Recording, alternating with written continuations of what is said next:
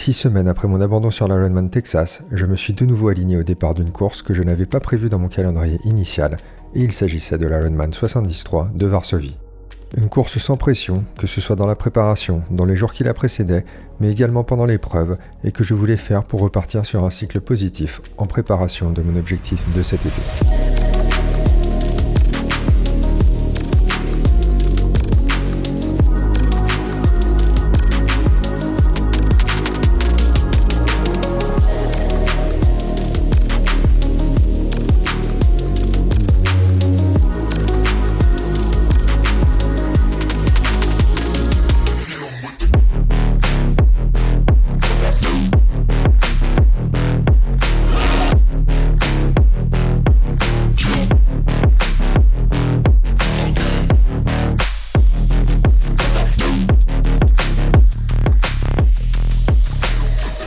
Bonjour à tous, bienvenue à Varsovie, ça fait quelques jours qu'on est là et honnêtement la Pologne pour l'instant c'est une bonne surprise, une ville plutôt sympa. Je m'attendais plus à, on va dire, quelque chose style bloc de l'Est assez ravagé, mais en vrai c'est plutôt assez moderne, c'est super propre, c'est plutôt bien organisé et pour l'instant honnêtement on n'a pas à se plaindre. Alors en deux mots, pour vous raconter pourquoi je me suis retrouvé sur le 73 de Varsovie, normalement j'aurais dû prendre le départ d'un autre full au mois de juillet et il ne s'agissait ni plus ni moins que de Challenge Roth, la troisième course après Kona et le Norseman que je voulais absolument faire comme triathlète. Mais après la défaillance sur l'Ironman Texas fin avril qui m'a conduit à arrêter la course après la partie vélo, je ne me voyais juste pas repartir sur une course objectif tout de suite en ayant ça en tête. Du coup, j'ai repoussé ma participation à Roth à 2025 et je me suis retrouvé sur une course pas trop loin, dans un endroit que je ne connaissais pas encore, au format half, avec un vol direct et un parcours plutôt sympa. Et c'était donc à Varsovie que j'ai décidé de m'inscrire.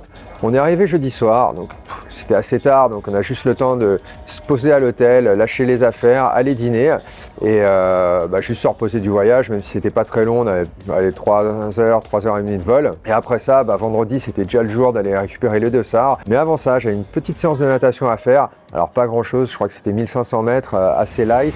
Petite natation ce matin, tranquillement, 1500 mètres, j'ai fait 10 fois 100 mètres et après un petit 500 mètres pool boy. Plutôt sympa, une piscine assez petite mais il n'y avait pas grand monde donc c'était plutôt cool. Et à un moment je nage et tout et je dis putain le mec à côté je reconnais sa tête et tout et en fait c'était le Gustav Iden. Je pense qu'il se pressait pas trop, c'était pas dans le but de se fatiguer avant la course. Mais c'était toujours sympa de nager à côté de mecs comme ça et de voir que on n'est pas trop pourri. Et sinon la ville honnêtement, là je suis parti de l'hôtel, donc on est au Sofitel.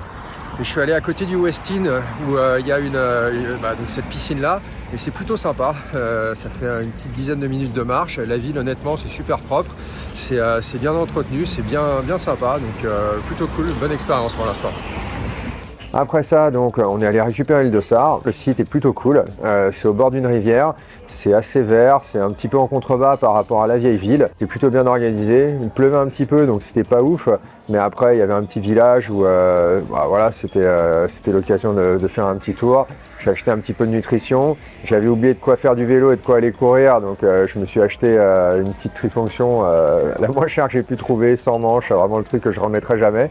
Mais ça a fait le taf par la suite. Et après ça, en fin de journée, j'avais 8 km facile. Donc là, c'est simple. Je suis parti de l'hôtel. J'ai fait 4 km d'un côté, 4 km de l'autre. Ça m'a permis de voir un petit bout de la ville. En vrai, les trottoirs sont propres, c'est assez large, c'est plutôt sympa pour courir. Puis c'est toujours aussi agréable de découvrir une ville. C'est la première fois ici, donc je connaissais absolument pas. En faisant un petit run, c'est toujours cool. Le soir, on se retrouve à dîner dans un endroit vraiment sympa. C'était un petit resto libanais, donc autant vous dire qu'on s'est bien cassé le bide, mais vraiment top. Pour le coup, n'hésitez vraiment pas à y aller si vous êtes à Varsovie. Le cadre, l'ambiance et la nourriture étaient au top. Et tout ça, ça nous amène donc à samedi matin. Entre temps, j'ai remonté le vélo et donc on est parti avec Seb pour faire une petite sortie facile d'1 heure, histoire de s'assurer que tout était bien monté et que tout tournait comme il faut. Assez difficile par contre de trouver une route sympa hors de l'agglomération. On lutte un petit peu, mais on arrive quand même à trouver un petit bout de quelques kilomètres, pas trop loin, qui fera le taf pour cette occasion. Honnêtement, ça allait. Il y avait juste quelques vis qui étaient pas serrées comme il fallait, mais ça c'est justement l'objet de ce genre de petite séance, s'assurer que tout est bien en place. Mais ouais, j'aurais pas aimé que ça m'arrive parce que c'était au niveau des prolongateurs. Il y avait 2 vis, il y en a une que j'avais mal serrée visiblement, il y en a une qui s'est desserrée, donc ça aurait été un petit peu difficile sur les 90 km. Après ça, rien de fou, c'est un petit peu comme d'habitude. On dèche pas trop loin de l'hôtel vu l'heure, puis préparation des sacs de transition et on prend la route assez tard pour d'abord passer à la T2 pour lâcher le sac rouge et récupérer le pass de presse de Sandra, puis par la T1 à 40 minutes de la ville au bord du lac où on nagera le lendemain pour déposer le sac bleu et le vélo. Alors au niveau de la position dans le parc à vélo, c'est pas ouf, comme on s'est inscrit assez tard, on se retrouve avec des numéros assez loin, mais bon, c'est pas grave. Au final, être au début ou à la fin, ça permet tout de même de retrouver assez facilement le vélo, en tout cas beaucoup plus facilement que si on retrouve au milieu du parc. En vrai, le cadre est vraiment sympa et les routes ont l'air plutôt correctes, même si on voit qu'il faudra tout de même rester vigilant, car à certains endroits, on voit tout de même certains trous dans la chaussée qui pourraient quand même faire assez mal à vélo. Alors en termes de préparation, comme vous le savez, la dernière fois que j'ai couru, c'était sur l'Ironman Texas et ça s'était pas très bien fini. J'avais dû arrêter après le vélo tellement j'étais vidé, je me voyais juste pas courir le marathon. Mais depuis, il y a 6 semaines qui se sont passées et c'est 6 semaines pendant lesquelles j'ai pu faire une bonne prépa, un bon bloc où les séances de natation, de vélo et de course à pied sont super bien passées. J'étais vraiment super content en course à pied avec des paces que j'ai pu tenir, ça faisait longtemps que j'avais pas tenu. Et aussi un enchaînement finalement de séances qui montrait que la forme était là. J'espère que ça va se traduire par une belle course samedi. Je suis pas là pour faire un temps, je suis pas là pour faire un résultat particulier, je veux juste faire le mieux que je pourrais ce jour-là, sachant que pour l'instant tous les voyants sont au vert et la prépa s'est bien passée. Donc bon, je vous retrouve d'ici quelques heures, jours du coup, après la course pour un petit débrief, mais en tout cas j'ai hâte d'y être. Le lendemain matin, la course étant à 9h30, je me réveille tranquillement à 6h30 et c'est clair que ça change beaucoup du départ d'un Ironman qui normalement on va dire commence vers les 6h30 justement et qui veut dire que le lever ça sera aux alentours de 3h30 et forcément ça pique un peu plus. Donc petit déj pour moi, tout ce qu'il y a de plus normal avec un petit peu de riz avant la course dans la chambre, je prépare les boissons, ma nutrition, je vérifie que j'ai bien toutes mes affaires et on part sur le lieu du départ qui se trouve à une quarantaine de minutes en taxi. Il y avait l'option de prendre un train pour y aller également mais en vrai l'idée de me taper un train et de marcher le matin d'une course était vraiment pas excitante. On arrive sur place avec Seb, quasiment 1h30 à l'avance, et comme toujours, il faut gonfler les roues du vélo, installer tout ce qu'il faut dessus et commencer à se préparer pour le départ. Jusque là, on va dire, allez, à 20 minutes du départ, le temps est vraiment parfait, température autour de 15 degrés, pas de vent, petit soleil sympa, mais juste quand on a commencé à s'approcher des sas de départ, le vent commence à se lever et à souffler pas mal, ce qui sera pas forcément idéal pour la suite. Le départ de la natation se fait en rolling start et on est vraiment assez devant, histoire de ne pas être gêné, de pas se retrouver dans des gros groupes de vélo. Le parcours est assez simple, ça fait une sorte de rectangle, très facile à suivre, mais avec le vent, la nage n'est pas forcément super agréable, avec pas mal de dérives. Il y a des petites vagues, il y a un courant de surface qui est assez fort, et ça, en plus du fait qu'il faut courir avec de l'eau jusqu'aux genoux pendant environ 150 mètres avant de pouvoir commencer à nager, honnêtement, c'est pas terrible.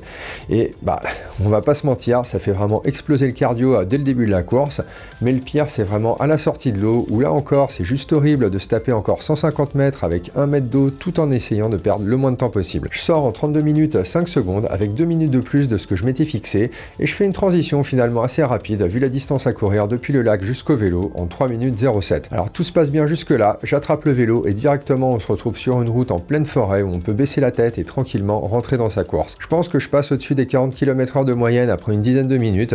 Il n'y a pas grand monde autour de moi, les routes sont plutôt bonnes et on est bien abrité du vent dans cette première partie du parcours. En vrai, le vélo se passe plutôt bien, il y a plusieurs endroits où ça fait un aller-retour donc ça permet de voir un petit peu les gens qui sont devant et d'avoir une idée d'où est-ce qu'on se positionne par rapport au reste. Sur la seconde partie du parcours, le vent est tout de même de plus en plus présent et il faut quand même baisser la tête et pousser bien sur les pédales pour pas être trop ralenti. La dernière partie du parcours se fait sur une autoroute qui nous ramène à Varsovie et là c'est vent dans le dos et on peut pousser comme des porcs jusqu'à la T2 qui se trouve en ville. Pour le vélo, je suis donc à 2h11, ce qui me donne une moyenne de 41,14 km/h, plutôt correct, même si j'aurais aimé péter les 42, mais bon, vu d'où je viens après le Texas, honnêtement, je vais pas dire non. La T2 est installée sur un stade en centre-ville et du coup, elle est assez longue. Je pose le vélo, je prends mes chaussures, je prends le petit sac dans lequel j'ai tout ce qu'il faut pour la course à pied, ainsi que le dossard, et je pars sur le semi-marathon en sortant de là en 2 minutes 57 secondes. Et c'est là que les choses ont commencé à devenir difficiles. Les 2 premiers kilomètres passent honnêtement super bien, je suis sur mon allure cible de 3,50-3,55 au kilo, mais je n'ai pas non plus des sensations de fou et rapidement, je commence à baisser un peu l'allure, ce qui n'a pas été simplifié par l'apparition d'une douleur assez forte du côté droit juste en dessous des côtes,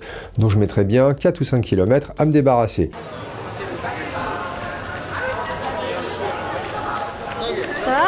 Ah, j'ai mal. Malgré ça, je fais attention à ma nutrition et à mon hydratation, je serre les dents et je continue malgré le fait que le corps, bon, on va dire qu'il répondait pas de ouf. Le parcours est vraiment sympa, en plein centre-ville, sur 4 tours, donc vraiment avec beaucoup de monde et un cadre au top. Bref, le semi se fait de plus en plus long et sur la fin du 4e tour, je prends la direction de la ligne d'arrivée, du coup en courant un petit peu plus vite vu qu'il y avait une énorme descente juste avant, et j'en termine avec ce semi-marathon en un temps ultra décevant de 1h40. Honnêtement, vraiment très déçu. Je pense que ça m'était juste pas arrivé depuis mon premier 73 en 2018.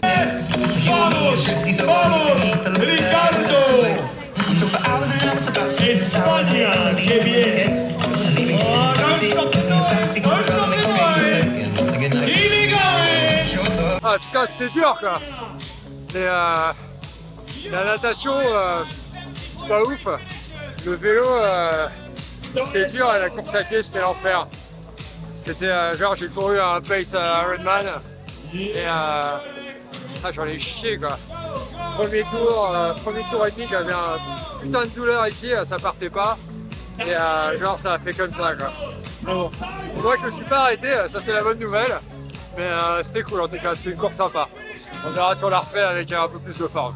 Et avec tout ça, j'ai un temps total de 4h29 minutes et 57 secondes qui ne fait vraiment pas rêver, mais qui me permet tout de même de reprendre un petit peu confiance après la débâcle du Texas. Bon, deuxième course de l'année, l'avantage c'est que je ne me suis pas arrêté et c'était une course qui était plutôt sympa, donc le résultat il n'est pas vraiment à la hauteur de ce que j'espérais. C'est toujours un peu décevant quand il y a une partie qui se passe mal, et là aujourd'hui c'était la course à pied, c'était pas ouf. Et bon, c'est comme ça. Je pose le vélo, je commence à partir. Et putain, là, le premier et deuxième kilomètre, ça va. Et je commence à avoir une douleur, là, une sorte de point de côté, mais un truc un peu plus profond qui passe pas. Je sais pas si c'est parce que j'ai bu la tasse une bonne fois pendant la natation. Juste, je sais pas, une douleur qui est apparue comme ça, mais ça m'a bien mis un tour et demi sur 4 à le faire partir. Et honnêtement, j'avais pas trop d'énergie, quoi. Donc c'est vraiment, ça a vraiment descendu comme ça la course à pied. C'était un peu décevant à ce niveau-là parce qu'à l'entraînement il y a vraiment des séances de ouf qui passent et là en course j'arrive pas à sortir ça. Après c'est un 73 et au final c'est quelque chose que j'ai décidé de faire assez récemment, donc j'avais pas vraiment fait une préparation 73. Les rythmes que je travaillais, que ce soit en vélo, en course à pied, c'était davantage des rythmes Ironman, donc un peu moins rapide et disons un peu plus en endurance, un petit peu moins de punch. Et je pense que ça s'est ressenti là.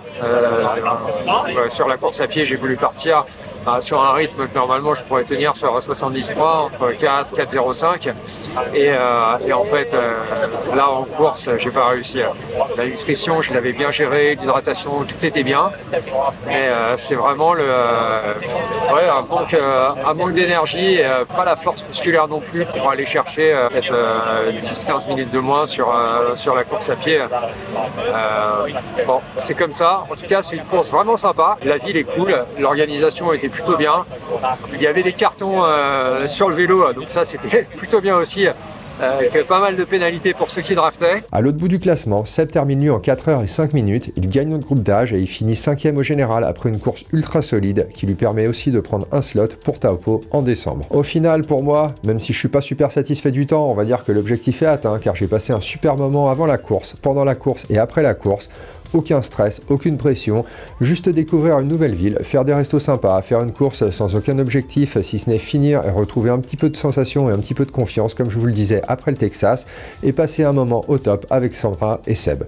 Après, vous me connaissez, et c'est clairement pas le genre de résultat qui me fait plaisir ni pour lequel je travaille, mais en y repensant, je me rends compte qu'il y a tout de même un pattern qui est assez similaire chaque année, où les premières courses de la saison, on va dire qu'elles se passent vraiment pas de ouf. Par exemple, l'année dernière au Texas et sur le 73 de West Friesland. Ça avait été des résultats assez décevants et assez similaires au final. Mais bon, ça monte en puissance par la suite pour terminer comme il faut en fin d'année. Cette année, j'espère que ça va suivre le même chemin et que j'arriverai tout de même à avoir un pic de forme un petit peu plus tôt, car je serai au départ de l'Ironman Kalmar en Suède le 17 août prochain. Et d'ici là, j'ai bien l'intention de tout mettre de mon côté pour réussir une très belle course. Comme on avait notre vol de retour le lundi soir, on profite de la journée du lundi pour faire un petit tour en ville, pour découvrir le coin, aller manger dans un petit endroit sympa avant de se diriger vers l'aéroport. Encore merci à vous tous pour vos messages, vous avez été au top comme d'habitude et moi je vous dis à très vite pour une nouvelle vidéo.